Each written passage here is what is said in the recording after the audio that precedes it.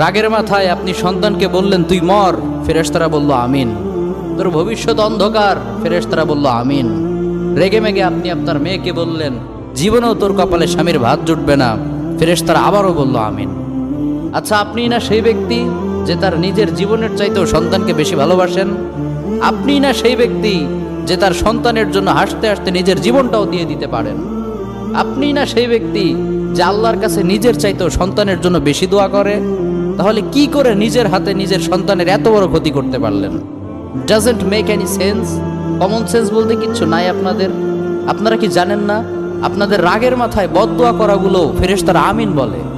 দাওয়াতুল ওয়ালিদ আলা ওয়ালাদি, বাবা মা তার সন্তানের জন্য যেই দোয়া করে সেটা ভালো হোক কিংবা বদদোয়া হোক, আল্লাহ সেটাই কবুল করে নেয়। এজন্য খবরদার, নেভার কার্স ইউর চিলড্রেন। রাগের মাথায় কখনো সন্তানকে অভিশাপ করবেন না। খুব বেশি রাগ উঠে গেলে তার জন্য উল্টা ভালো দোয়া করেন। কাবা শরীফের একজন ইমাম আছে, ইমাম আল কালবানি।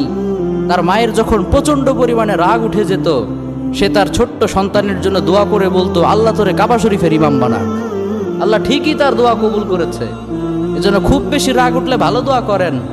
আপনার সন্তানকে বললেন আল্লাহ তোরে হেদায়েত করুক, আল্লাহ তোরে আরো বড় করুক, এরকম চমৎকার দোয়াগুলো করবেন।